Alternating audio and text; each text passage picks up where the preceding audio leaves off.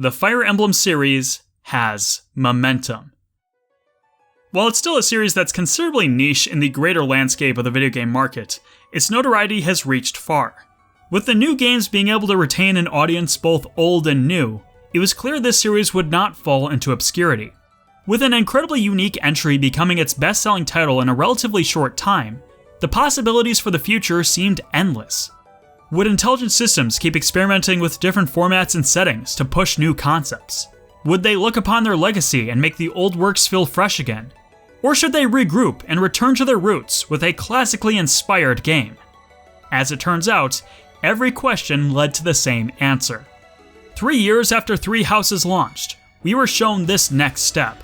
A September 2022 Nintendo Direct opens with a trailer for the newest mainline tactical RPG. The game in question is none other than Fire Emblem Engage. Not only would this feature a gameplay format that was similar to the traditional Fire Emblem games, it also featured elements and characters from all across the series. And I was not impressed. Oh boy. I don't know if I'm into this, guys.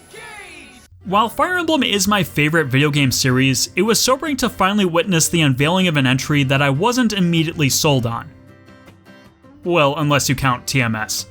My main takeaway from playing Three Houses is that while its ambition was respectable, it's clear the series was overreaching. In the end, I would rather have a game that was more like the Fire Emblem entries I loved most, even if that means the series needs to scale back. Well, I should have been more careful about what I wished for, because I almost feel like I got tricked into using the monkey's paw in this one. There were multiple things about the reveal trailer that made Engage feel like it was lacking that unique edge, the X factor that sets it apart from the other games.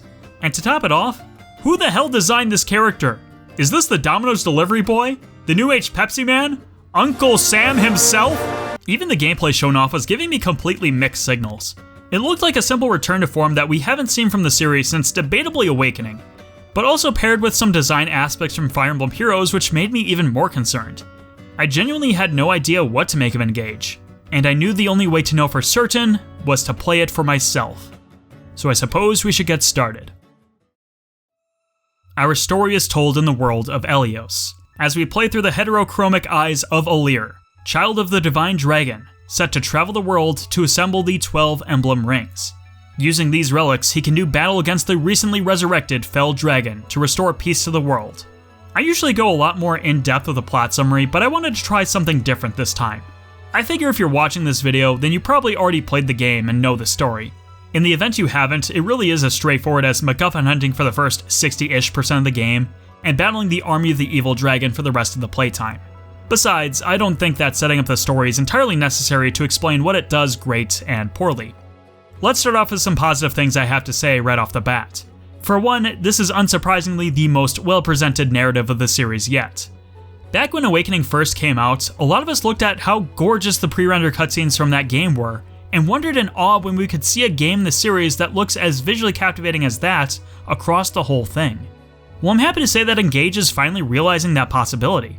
Character models are far more detailed than they've ever been, and the animations do make the characters look more lively and varied. It's just a shame that the entire cast looks like a bunch of VTubers. I'm sorry VTubers, I have nothing against you, I just never want to see a character that looks like this in my Fire Emblem games ever again. While Engage actually uses a lot of the same visual tricks as Three Houses, they are far more improved to the point where they don't distract from the rest of the game. When you look at the backgrounds during basic talking segments, you can still tell it's just a flat image, but they don't have that weird warping fisheye lens effect going down, or at the very least they hit it much better. Throw in a mostly consistent frame rate and Engage is honestly one of the most visually pleasant games in the series. A huge step up from the Koei Tecmo collaboration games and even Tokyo Mirage Sessions. But to me, the most appealing aspect of the story is that it removes the multi-route scenarios and focuses in on a singular narrative. Every game released in the mainline series featured some form of parallel stories since Fire Emblem Fates. I'm extremely happy that they've decided to scale back, as I felt the concept was seeing diminishing returns in quality and was becoming a bit played out.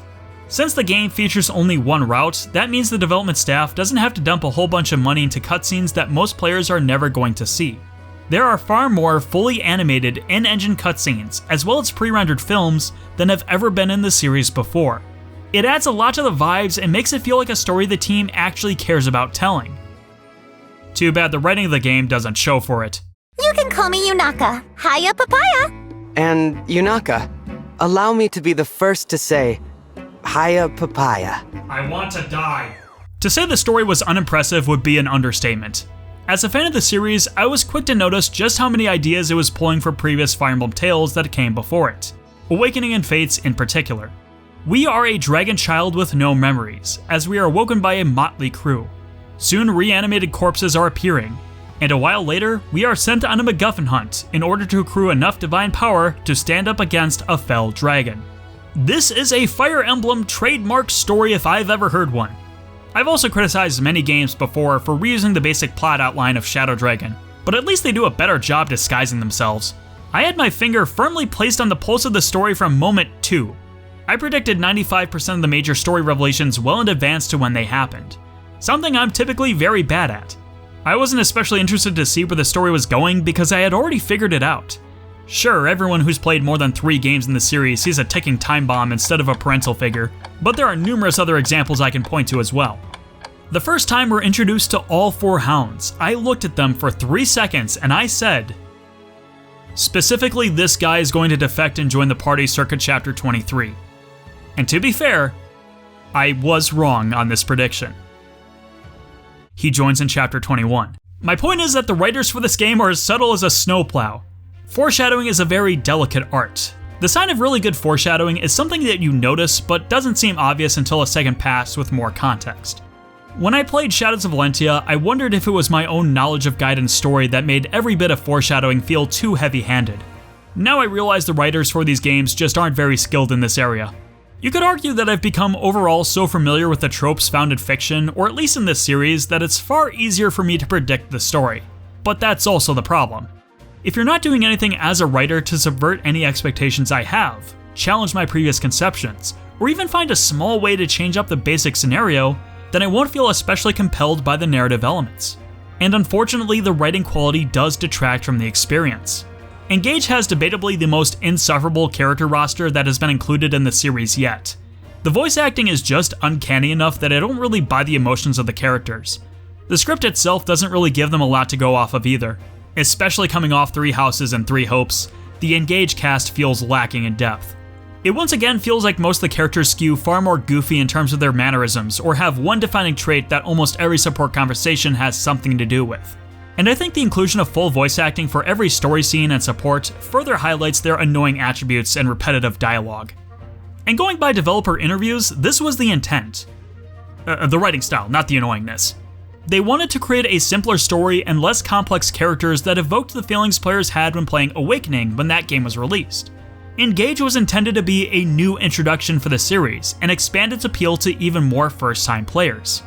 I'm fine if they wanted to create a more simple story, but whether a story is simple or complicated bears no indication on its quality. Sacred Stones wasn't one of the best stories the Fire Emblem series ever told because it was a simple premise. It was great because it delivered a compelling mix of protagonists and antagonists, creating strong thematic connections between them. Genealogy of the Holy War wasn't one of the best stories the Fire Emblem series ever told because it was a complicated premise. It was great because it was a subversive story that challenged genre conventions while also integrating ludonarrative synchronization into the core game design.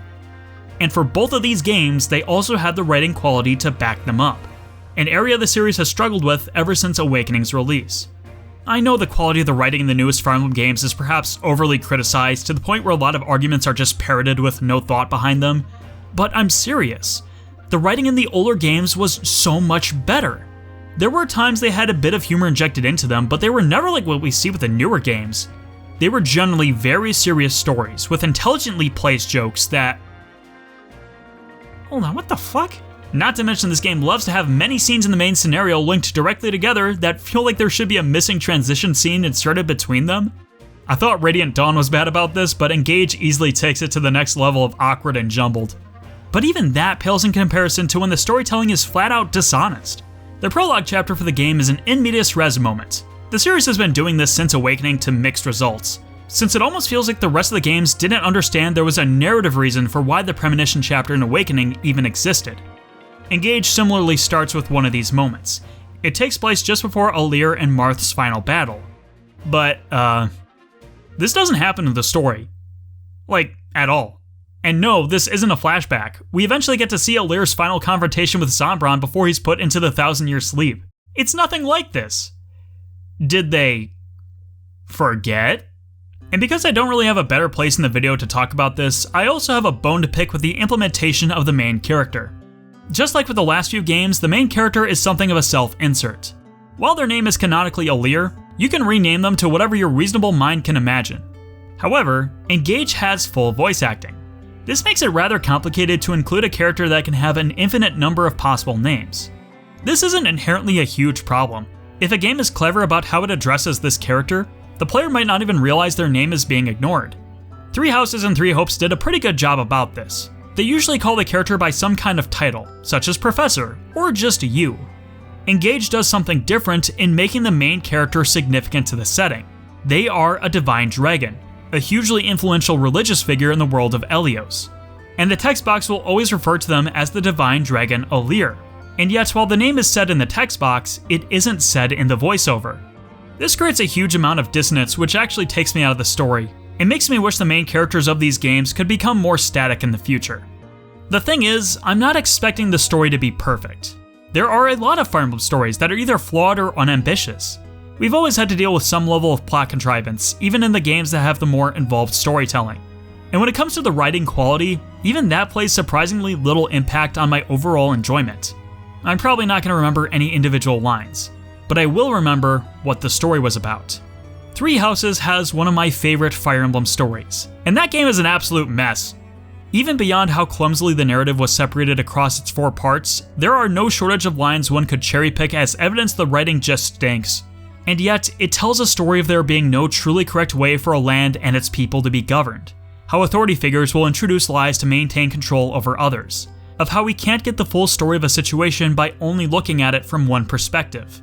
Its characters, interactions, and world building are all in service of that message. It was able to get me to think about its contents well beyond the time I spent playing it. But I couldn't tell you what the story in Engage is really about.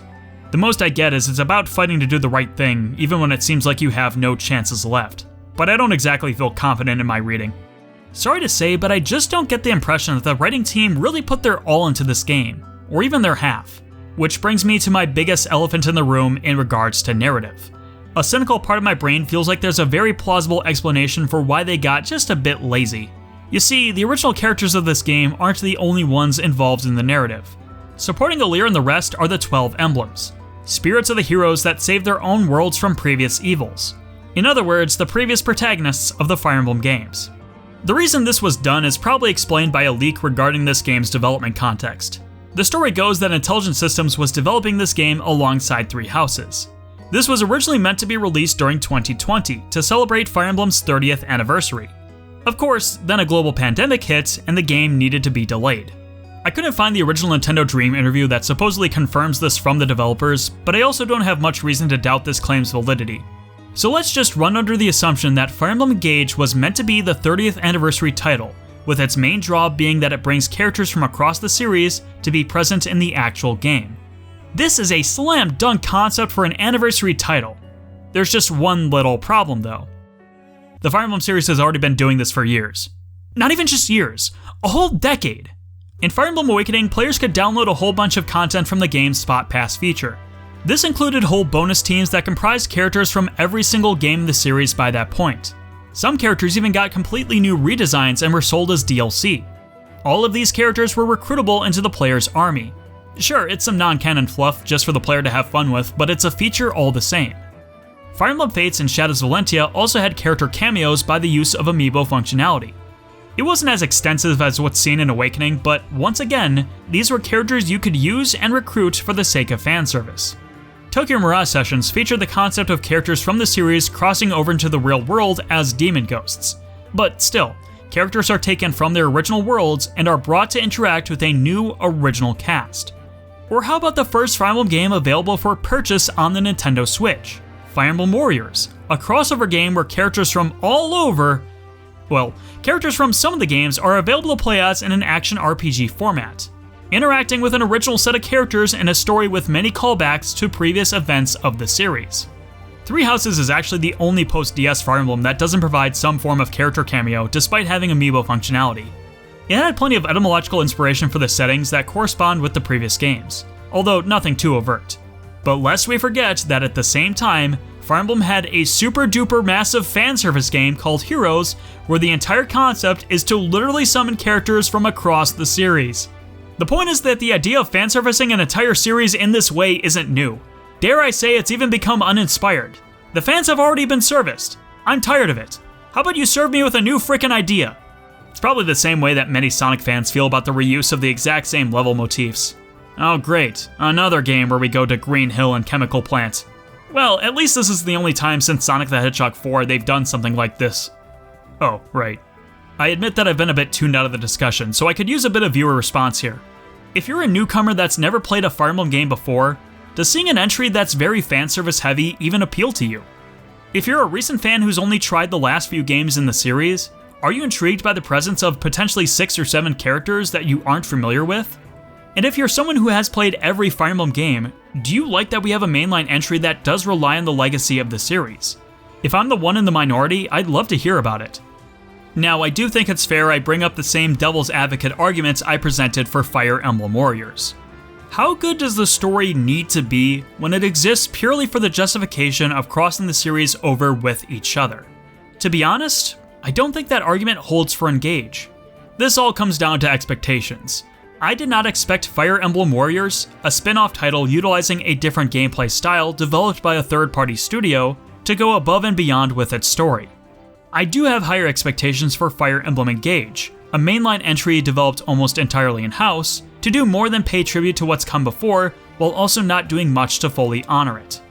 Considering how underwhelmed I was with both the story concept and cast, I have to wonder if Intelligent Systems didn't bother putting in a lot of effort because they were banking on my nostalgia for the previous games to support everything else. I might be serenaded by this siren song if it was the first time I heard it. But it's not the first time, nor even the most ambitious time. At this point, it feels like Fire Emblem doesn't know how to do anything except for leaning on its own legacy. And I want the game series that I call my favorite ever to do better than that. I want Team Emblem to have more confidence in themselves. They are capable of more than I'm giving them credit for in this video, because there were a few moments where I did get the impression the team was particularly inspired to pull off something interesting. The story of Chapter 10 and 11 is, at least conceptually, one of the most incredible sequences of events across the entire Fire Emblem series. After multiple victories, Alear is in a good position. He's confident and truly believes he has what it takes to be victorious, despite the warnings of Marth. But very quickly, his main objective is no longer possible. His greatest threat has reawakened, and his closest allies in the form of his emblem rings are taken from him. Not to mention that the player even loses some additional gameplay tools, adding a bit of ludonarrative synchronization to the moment. The logic and reasoning behind this is woefully underexplained, but I'm willing to accept it because it was able to serve a greater narrative purpose. The moment also parallels Chapter 9 and 10 of Awakening as well, but Engage I think actually raises the stakes by including more points of failure for Alear. And for whatever reason, the character dialogue in these chapters is 3 cuts above the rest of the writing in any chapter before and after. I must do this, Father! If some part of you is still in there, just thank you for everything. I love you. I always will. A criticism for many lords in the series is how perfect they are. Somehow being able to win every single battle and become this force of nature from the moment they start participating in the war. Ike is one of my favorite fictional characters, and even I can recognize his failures usually result in more slaps on the wrist rather than an immediate consequence.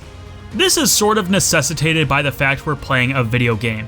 Because it's incredibly difficult to gamify the act of losing in a way that makes sense to players, main characters are usually never afforded the opportunity to fail. Especially since the protagonists of this series have been replaced with self-insert characters, it also feels like the developers don't want the players themselves to feel bad about failing either. The story setting up a moment for Alear where he's destined to fail to lose a major battle, and where the player also feels these consequences through gameplay, is refreshing. This isn't new ground the series is breaking here either, but it's been an extremely long time since Fire Emblem has really attempted something like this. At least since Radiant Dawn, but I would argue this moment parallels some of the Super Famicom games even closer. Sigurd and Leif are some of the more beloved lords in the series by the people who are fortunate enough to have played their games. I think this is because they have an underdog quality, where they fail multiple times and their story turns for the worse before it gets better. And I think that Alear is able to tap into that same potential. This failure informs the attitude he has about events in the future, both sensible and hasty decisions. While I haven't gone out of my way to seek out opinions on Engage, I've seen more than a fair bit of hate for Alear. Hot take this may be, but Alear is one of the best protagonists the series has had in a while. This is all I mean when I say I want the series to try. Chapter 10 and 11 did knock me off my feet, and foster some genuine curiosity for the potential future of the story. Chapter 24 really showcases how much this character has grown. The despondent tone in his voice is a little unsettling, and his fears when laid bare are completely convincing. It's amazing to see just how much positive influence that one person who was nice to him had on the future of his life. I want to see the quality Team Emblem demonstrated during these sections to be spread farther across the rest of the game. More moments like that will leave a genuine impression on me. But that's also the kicker. It's only these isolated moments. Engage's story is only ever able to succeed in the micro. When viewed on a macro scale, it falls apart. I think a cutscene that really proves this point is Gris and Zephia's final moments in Chapter 23. To me, this is a near perfect cutscene. The dialogue, the character contemplation, even the camera angles and imagery sell the moment. But in context with the rest of the story, this is one of the most baffling and out of character moments because this was an attempt to humanize and redeem these awful people that have done nothing else prior to this section in the story to have this moment meaningfully pay off. While we're on villains, let's talk about Sombron. Sombron is, low-key, the funniest villain in the series. What are some of the motivations we've seen from Fire Emblem in the past? Wreaking vengeance on an inferior species that committed atrocities against your own kind while they were at their weakest? Nihilistically ushering the destruction of mankind for their sins? Being fueled by chaos? Wanting rule to be bestowed only to those who are strong enough to claim it? What a nice range of backgrounds. I wonder what a new antagonist that has so much source material to pull from will think.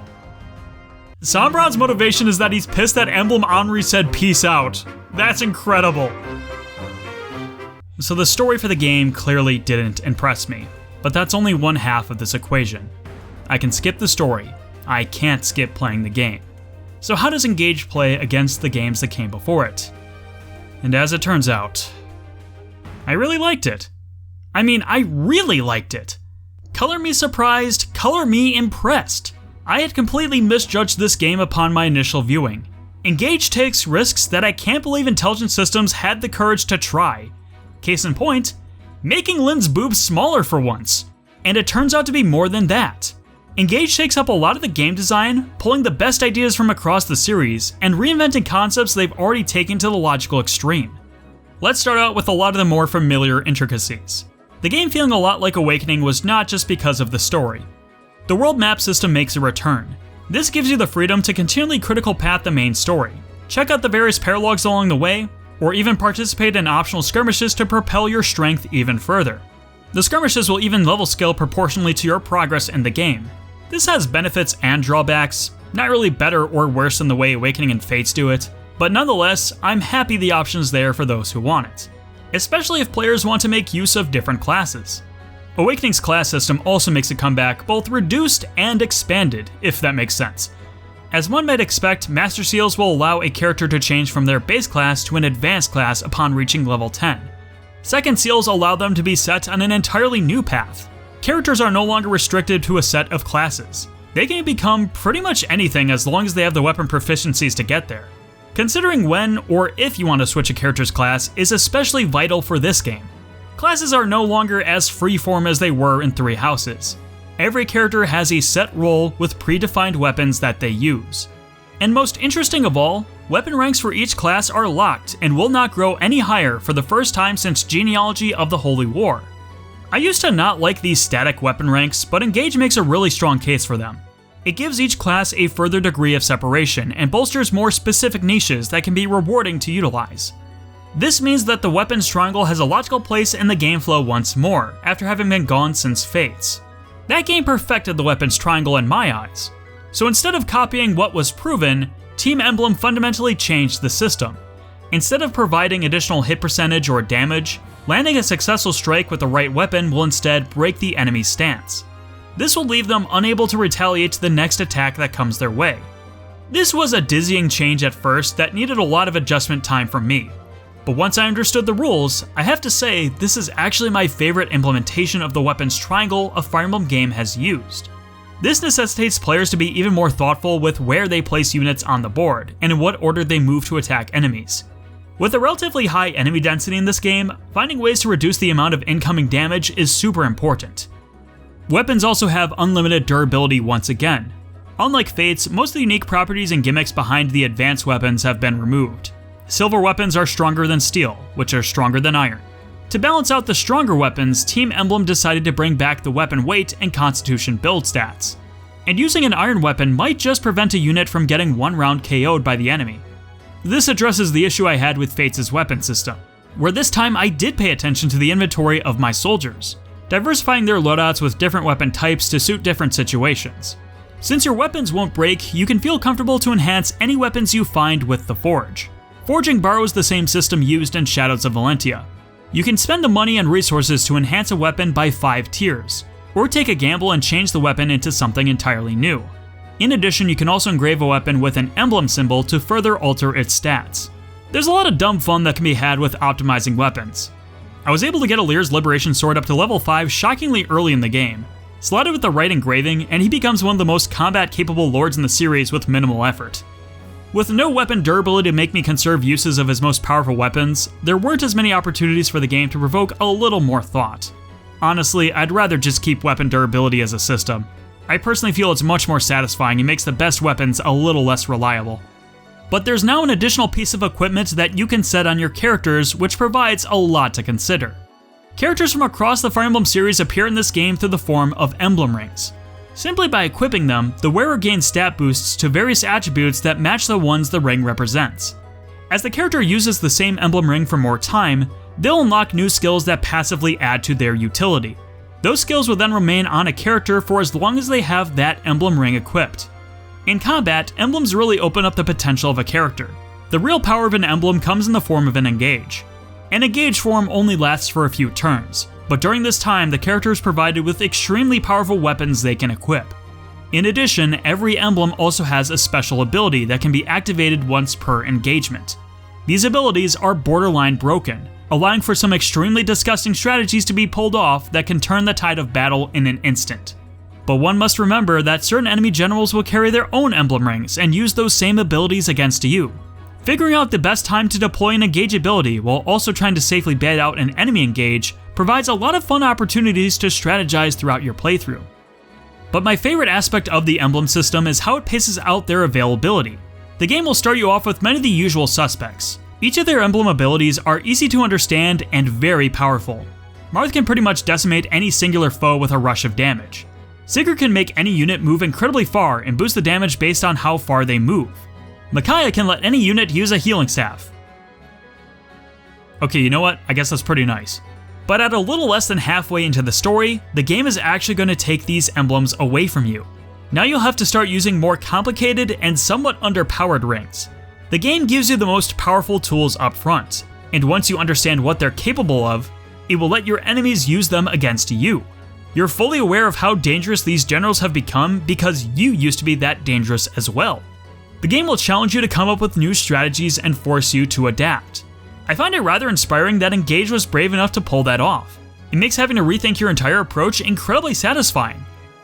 Unless you pay to win and buy the DLC. Tiki will still continue to chatify any unit you wish. Still though, I'll give props. It's an incredibly risky move to take away the tools a player relies on. Good on them for making players use their brains, in a genre of games that should make players use their brains. I probably sound facetious when I say that, but I mean it. Some other Fire Emblem games make you work less for an option that wins the game for you, so I appreciate it. While there are only 12 emblem rings in the game, there are plenty of characters who would definitely like to make use of their abilities. So you can also create simple bond rings with in-game currency. These will create a different spirit that also provides stat bonuses to your characters. It's a true gacha system in the fact that you have no idea what character or rarity you'll get. You'll definitely want to have either an emblem ring or a bond ring on every character you can. With these equipped, characters will gain SP in addition to their EXP in battle. SP can be permanently spent on learning the skills used by an emblem ring, no matter which other emblems you have equipped. The price for each skill is directly proportional to how silly they make the game become. Sure, it'll take you a long time if you want to put Cantor on everyone, but giving the whole squad an additional 7 max HP for a relatively low cost isn't a bad scenario. Knowing how to optimize your purchasing of skills will make this game a lot easier on yourself. But those gimmicks are only interesting if they are supported by good map design, and Engage has one of the strongest lineups in the series. Almost any unit can contribute something useful to the army, as large enemy diversity populates the maps. There are plenty of flyers to send archers towards, plenty of generals to send mages to, all the while being covered by complementary units that aren't easily picked off as a group. You can tell that the map design team behind Fate's Conquest were the ones responsible for this game, because you'll get 3 or 4 maps in a row that truly change up how you have to approach the game and give you some unique challenges to contend with. And then you'll get one that's just, okay, what the frick were you guys thinking? In addition, a majority of the paralogs in this game will directly call back to the games the emblems appeared in, this time slightly reimagined to take advantage of some of the features found in this game. I'm a big fan of most of their picks. As soon as I heard some maps would be returning, I said, oh please bring back Despair and Hope for Ike's map. And what do you know? Here it is! Although I'm actually really peeved they didn't keep it as Defend map. I love Defend maps. I don't care that other people don't. Give me my Defend maps! Here's another choice that peeved me off. Lynn's map is the Bow of the Swift Wind from Binding Blade. Never mind they reused one of the worst maps from the original game. It's also a Binding Blade map. Intelligent Systems, you clowns! That's not even the game she's from! Listen, I know that no one has ever said, aw man, gotta love those iconic Lynn mode maps. But what about the Noble Lady of Kalen from Blazing Blade? That would at least fit well. Whatever, maybe I should just be glad the genealogy map doesn't take 4 hours to complete. Or should I not be glad? Half the people who've played this game haven't played genealogy. Are we really gonna deny them the experience of that game? How come there aren't ballista reinforcements on the Thracia map? Cowards! Let more people experience the pain I had to endure! And after the battle, you even have the opportunity to walk around from the perspective of your character. You can use this time to talk to your allies about the current situation, or find hidden resources that are scattered about. I actually really like this. If Team Emblem is going to spend a lot more time making their maps as beautifully detailed as possible, they might as well give us the opportunity to walk around them. Am I crazy for thinking that Engage kind of feels like what Shining Force 4 would probably be? I don't know, I just get a very strong Shining Force vibe. Maybe it's the fact that the characters can actually walk around their movement range on the maps. That's not the only place you can walk around, however. In between the battles, starting from Chapter 4, you can return to the Somniel, a floating island far above the continents that no hostile force can reach. The Somniel is your hub area to spend your time in to relax. While there are activities to participate in, none of them are so critical that you have to do everything between chapters. Taking a break and doing something else can help you unwind from a long play session, or ease some of the tension before the next battle. And as it turns out, I really needed that for my first playthrough of this game. I want to provide additional context for how I played this game, and how I came to find a greater appreciation for its various mechanics and intricacies. I actually took a huge risk for this game, which I completely expected to backfire on me. In addition to casual mode, the series staple rewind mechanic returns as the Time Crystal, once again allowing you to rewind the battle to any previous point.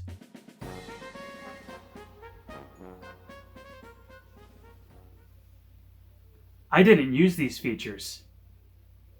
Within the past few years, I've grown an immense appreciation for permanent death.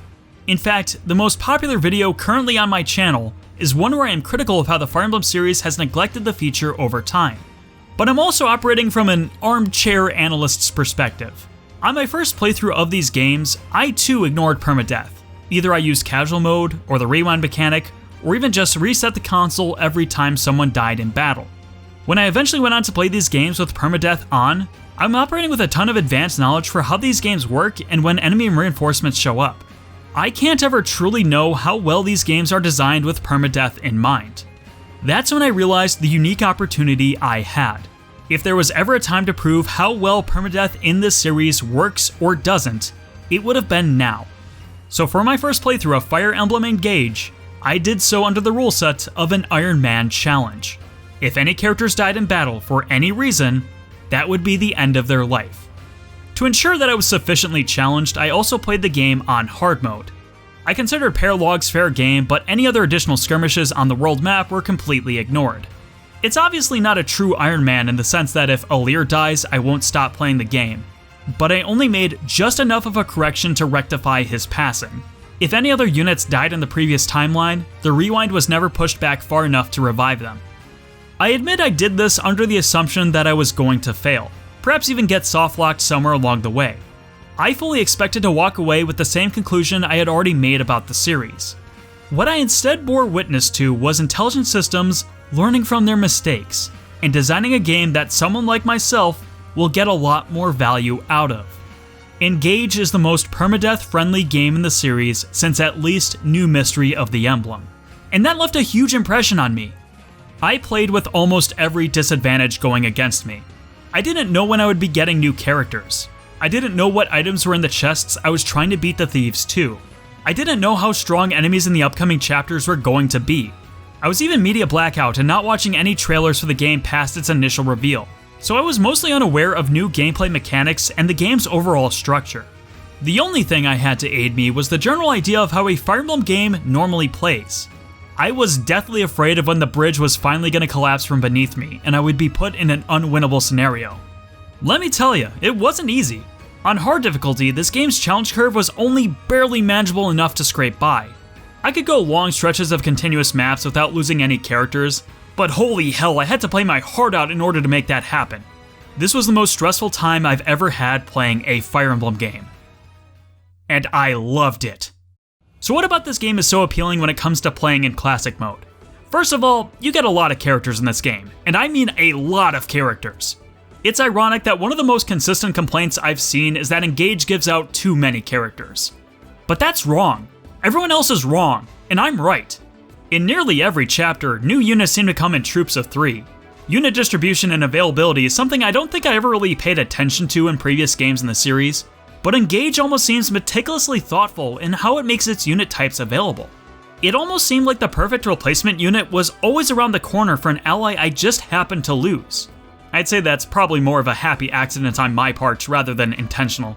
All the same, they did a fantastic job pacing out the new recruits. And as much as the dense skill system worried me, in practice it wasn't as bad as I anticipated. Bosses are usually the only ones with any skills to speak of. Just remember to check what they say and it's not so bad. If characters do die, then you're not in huge trouble. Older Fire Emblem games would give you a lot of the most effective combat units towards the start of the game. This is how it incentivized you to keep characters alive.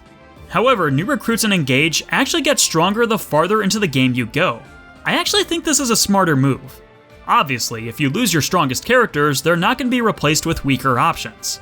And if you choose to grind your early units in optional battles, the less available units don't need as much time to catch up. With all of these elements of smart design, I actually began to view the implementation of the rest of its mechanics far more favorably. Because there were some actual stakes I had to contend with, every scenario needed to be considered. Every option needed to be utilized. I had to learn fast and play well. If I didn't, then there goes my favorite character. I couldn't afford to bet on just favorable odds, and the game let me know when I wasn't paying enough attention. Because I was playing this game at a high level, that also brought forth a lot of the intricacies of the map design and character roster to light. It's no exaggeration to say that this was some of the most fun I've ever had playing a game in this series in a long time. And then I got to Chapter 17. It's gonna fall! This way!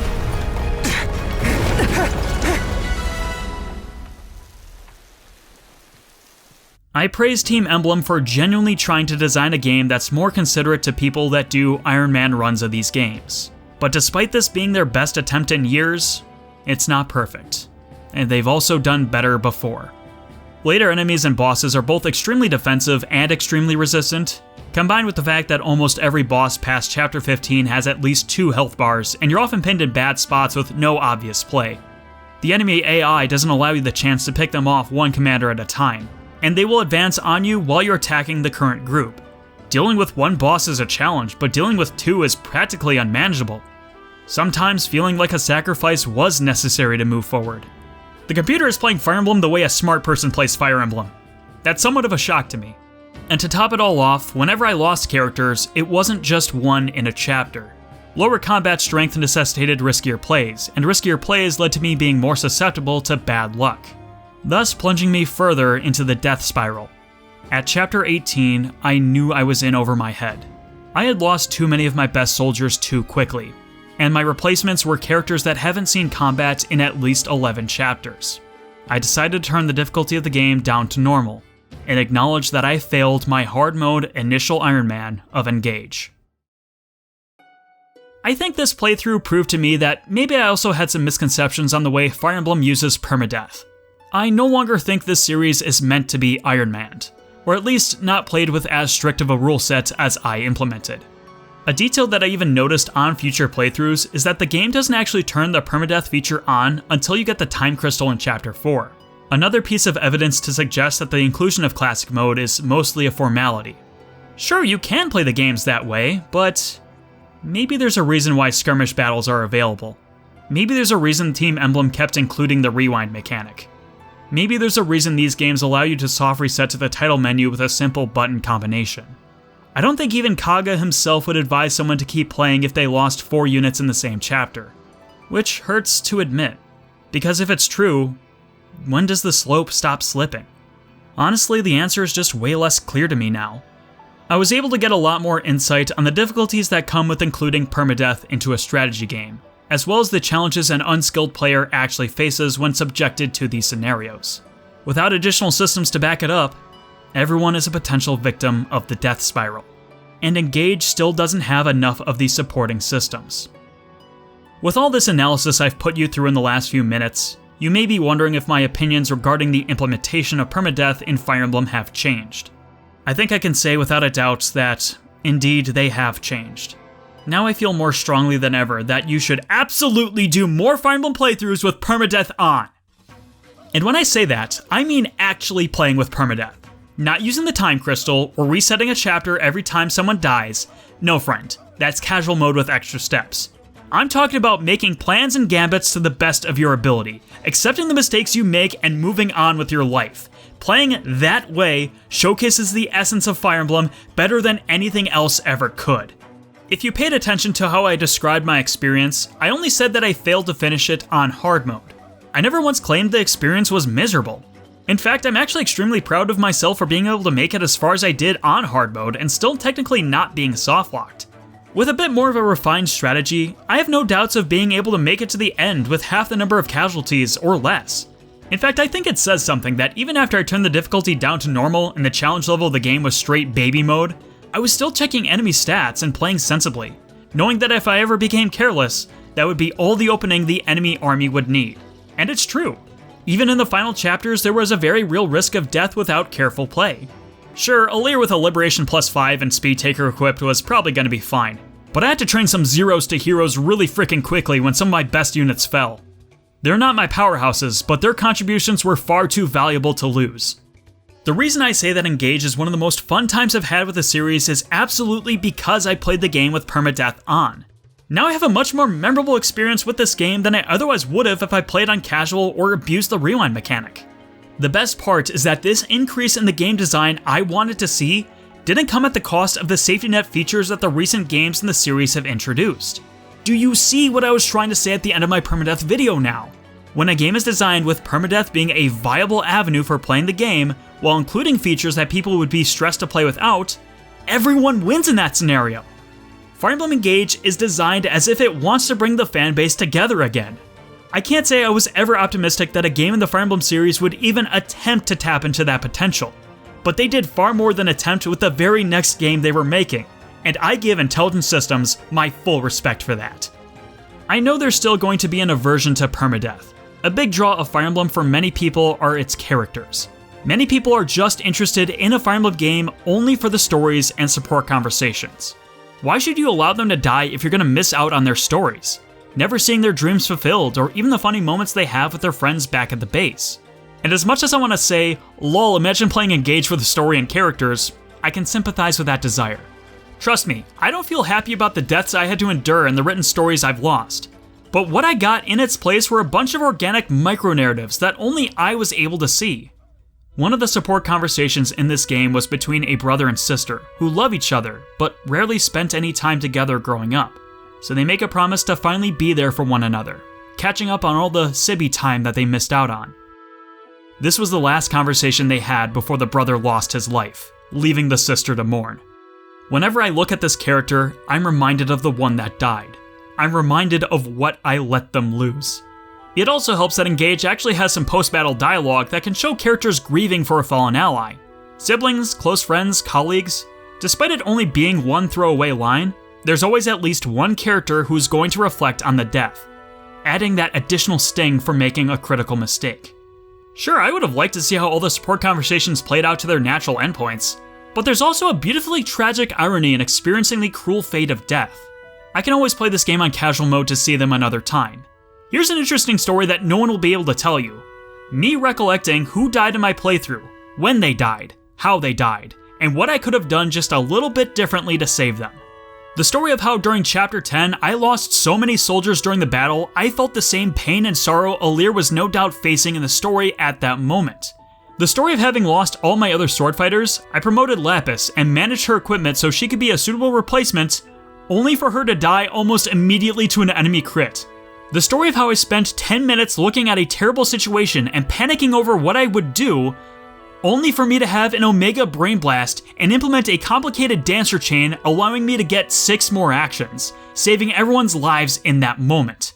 The story of how I struggled to overcome Fire Emblem Engage on an Iron Man for my first playthrough of the game is far more interesting than any support conversation that was in this game. I couldn't tell you about many support conversations even from the previous games I've played that I'll be able to remember, but the little stories I encountered on my own in my first playthrough of this game are gonna stick with me for a very long time. In fact, for all of the characters that survived, I felt a greater attachment to them. I was playing my absolute best to protect them, and I knew full well what would happen if I didn't.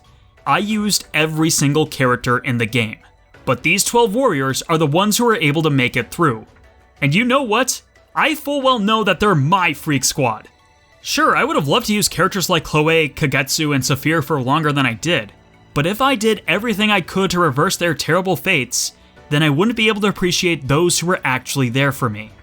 Listen, I've already made fun of Hortensia. I hate her. I hate her design. I hate her attitude. Given the choice, I would have benched her at the earliest possible moment and said, "Buy a papaya! I hope you die a papaya!" And yet, I wasn't allowed that choice. She could use magic and staves, and could fly at a point in the game where I needed a unit that could do all of those things. Because of her valuable contributions, I had to protect her at all costs. She paid back with all the utility I could ask for, and because of that, Hortensia really grew on me, and I can't imagine doing future playthroughs without her. This is the power of permadeath. It brings forth the units you probably would rather not use, and makes them useful. You appreciate all the characters to some extent. Some total weirdos with what are otherwise few redeeming qualities become valuable in some way. My favorite character from the game when everything was said and done was actually Pandreo. I mean, he comes with a free warp staff. That's the best first impression any character can have. Can't say I'm a fan of the whole wolf call thing, but I'm willing to deal with a little bit of cringe for anyone who can nuke a bulky enemy from full health.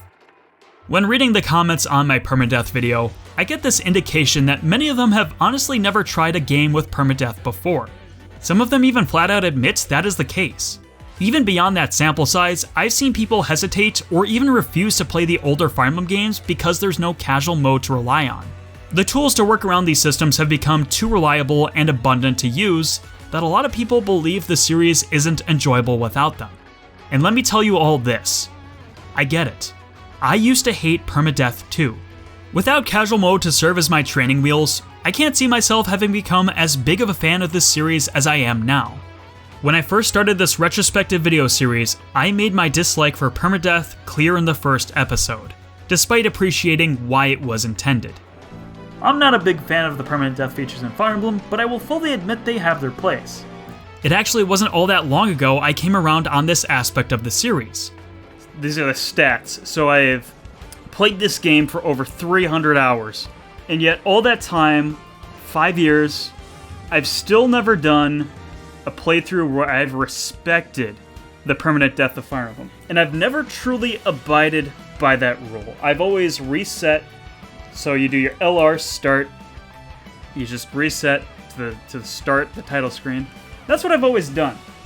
And I realize now, how can I say I'm a Fire Emblem fan if I've never done a true Iron Man run? Once I tried it, I understood it. Ever since, I haven't really been able to see the Fire Emblem series in the same way. My understanding and appreciation for the game design of them was elevated because I put myself in a scenario where I had to actively engage with the tools the game was offering me. I promise you this, if you ever want to improve your skills as a player of strategy RPGs, consider not using that rewind mechanic whenever something bad happens. It's like anything else in life. You'll simply become better if you challenge yourself. And the Fire Emblem series is at an absolute high when you're challenging yourself. I'm absolutely a proponent of playing the games in the way you think will bring you the most enjoyment possible. And you're allowed to think that this weirdo you probably haven't met is off his rocker. I'm not here to tell you how to live your life. But is it possible that another way of playing these games exists that you unknowingly love much more? If you've only ever reset for units or played exclusively on casual mode to keep everyone alive, then how do you know you're playing Fire Emblem in the way that you personally enjoy the most? So I want to challenge all of you. The next time you play or replay a Fire Emblem game, don't opt to reset when a character dies.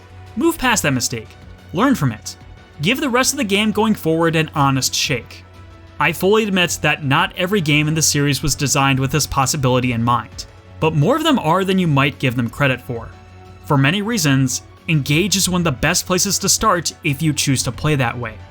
If I could play an entire game that was completely fresh to me and love it as much as I did, despite letting so many characters die, then why should you deny yourself that challenge? Don't be afraid of it. I think there's more here to appreciate than you currently realize. I've sort of gone back and forth trying to pin down exactly how I feel about Engage, and knowing how my opinions of this series have changed in the past, I'm probably not any closer to figuring it out. I haven't really been involved in the conversation as much, so I don't know how the fanbase generally feels about Engage as a whole. I've seen a somewhat common sentiment in the circles I do frequent though. Engage is a game I shouldn't like. Engage is a mixed bag. Engage is an awesome and terrible game. Engage is a game I have complicated feelings for. From where I stand though, Engage isn't all that confusing.